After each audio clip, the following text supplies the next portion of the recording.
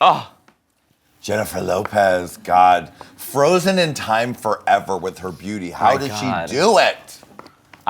It's just disgusting how beautiful this woman is.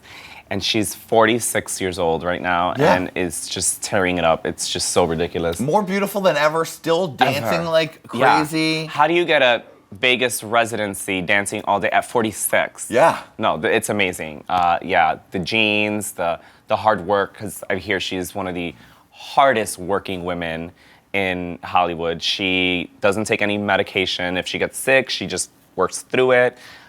She doesn't drink. And she's just beyond this world, And that part, did you go see the show in Vegas? I have not. Either have I, but that part, you've probably seen the clip, where she comes out to cut teeth. No, I haven't seen that clip yet. Oh my God. Oh, that makes you want to slit your throat, throw yourself in the river, because it's so good. I love that. Oh my God. What is your favorite Jennifer Lopez movie, album, TV show, all those? Well, album is going to be her first album on the 6th is so good. Mm-hmm. The J-Lo one is really good too. Yeah. Favorite song, If You Had My Love, Waiting for Tonight. Love is good too. And love question mark? Yeah, it's just love. It's so cute, right? You know, her. Yeah. And then favorite movie, of course, I'm gonna go with the classic. I love her in Selena. Yeah. She was great in that. And after that, I would say, I don't know what other one I would really like. The Wedding Planner?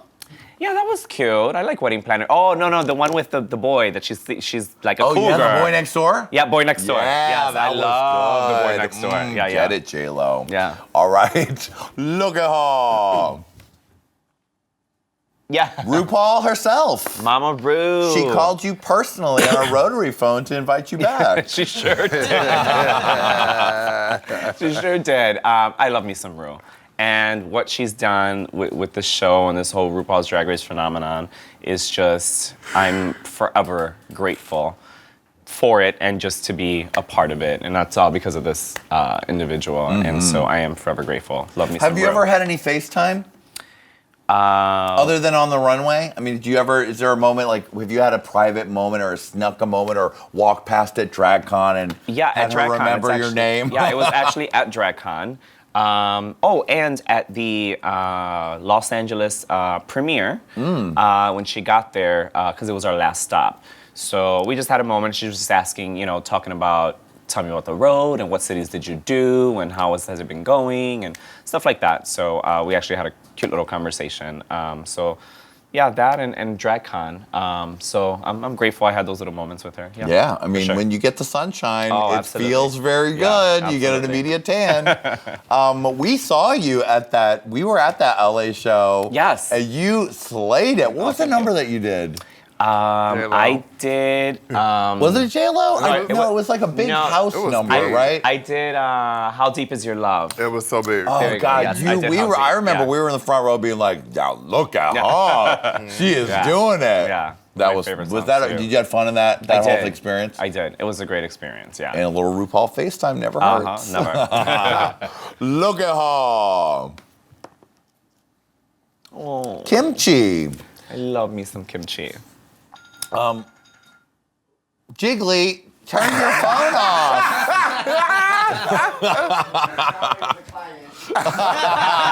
If you couldn't hear that, Jiggly said, sorry, it was a client. It was probably Ray Liotta. Okay. So now, Kimchi, now she's another Chicago one, someone that you get to interact with? Yeah, she's from Chicago, and she started with a circuit party. They're the ones that gave her the opportunity. Wonderland? Neverland. And I've worked with them as well, so that's how I met Kimchi. Mm-hmm. And yeah, we don't really work together because our aesthetics are so different.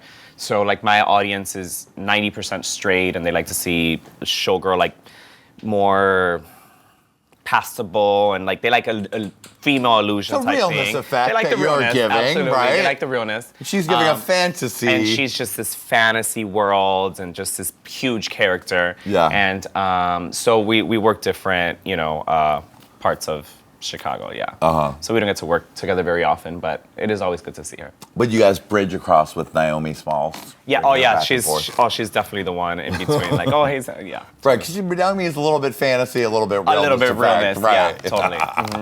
Okay, look at her. Oh, Thorgy. Thorgy is so much fun. We were in Austin when we did the tour, and in Austin, we ended up really bonding and just talking. And after the gig, and then they came and knocked on the door. They're just like, "Hey, we're about to go," and we were still like in full face. Everyone's getting ready to go to the airport, oh, shut. And we're still just talking shit and drinking and just having a good old time. Right. Yeah, she's pretty awesome. Old soul and just love her. Now, Thorgy in the workroom with Bob and Acid Betty must have been quite a talkative trio, talking to each other, at each other, and all the rest. What was that like to experience? It was really easy to just say, New York, shut the fuck up, instead of, because it was just always them three. Right. And it's a little intimidating when you get these three huge personalities just kind of. New York queens are no joke, honey. They're coming for it. Totally. So it was a couple of times, it was just like, okay, girl, enough is enough. Like, go work on something. Right. But yeah, they're great. Well, what's another little tidbit about Thorgy? She is kind of a woman of mystery.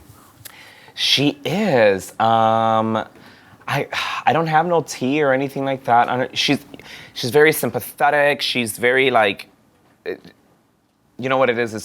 Someone just told me the other day, and it makes sense. They're like, she's very gullible. Like when you talk to Thorgy, you can be like, girl, this and this happened, and she's like, oh, no, really? Like she will believe every word and like soak it up, and she's a little gullible, but it's because she's just so an empathetic so empathetic to everything that you're saying and trying to understand, and it just makes her really great. She has great energy. Yeah, she sure does. Look at her. Oof. Miss Shea Coulee. Oh, that's Shea Coulee giving you a Grace Jones madness. Yes. Oh my goodness. Now that's another Chicago queen who's about to have her moment, honey. Yes, and I'm just surprised it took this long for her to get on, because she's super talented.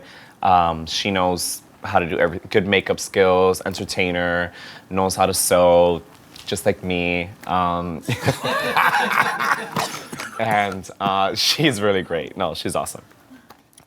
I'm sure in the questions from Reddit was a question that was like, do you still not know how to sew? Oh, Can absolutely. you sew? Yeah. Can you do it? The gag is that I do know how to sew now. I got a machine and I can do some basic things. Because before you knew how to sew on a button. Right, I knew how to do a little something. I know a little So when something. they said, can you sew? You said, well, yes, I can. Here we go. A little stitch here and there. I'll take this in. Right. Not like the mice in Cinderella to make yourself a ball gown I'm not trying to out do all of a that. piggy bank. Absolutely not, no. Well, okay. Now, how do you think Shea is going to fare in the big race? I think she's going to do actually very, very well. She's going to be, I feel, a very consistent queen, which I feel is what you really need to win RuPaul's Drag Race. And I think she's going to be really consistent and probably go all the way. Yeah. All right. Now, is that who you're rooting for? Is there anyone else you're rooting for from the season? It hasn't started yet, so I haven't really. Maybe do you know any of the other girls that are in the cast? I don't. Okay. I met Farrah Moan. So I met Farrah Moan, Shea.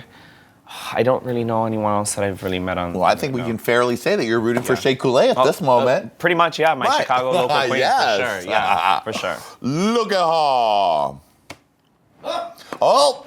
Well, my shady staff threw this in at the last minute. They sure did. Who put you up to this? They sure did. I think the person who put it up to it was named J to the I to the G to the G to the L to the Y. That bitch. Well, you did. If you missed the main interview, you might want to rewind that. Because there was, it's still a mystery, but there was definitely some interest and some tea. I had to sip deliciously. Is there anything you'd like to say in this moment? My mother has taught me, just like she's taught you, if you have nothing nice to say, don't say anything at all. Okay. There's days that I don't listen to my mom, like today, so I'm just gonna go in on this bitch. No, I'm just kidding. I'm just kidding. No! Ratings soar for Hey Qween. You could just say like Mariah Carey did to J-Lo. Yeah, don't know her. Okay. All right, well, thank you so much. That was it, right? The next was the season 9 cast. All right, we already talked about that. All right. Well, that was very good. Naysha, you were so much fun, so Thank you, my love. gorgeous. Thank you so for being much. here. Thank you for having me. Thank my you, love. Miss Lady Red. Thank you, Adam Joseph. And thank all of you. We'll see you next time on Hey Qween and Look at Her. Bye, Queen.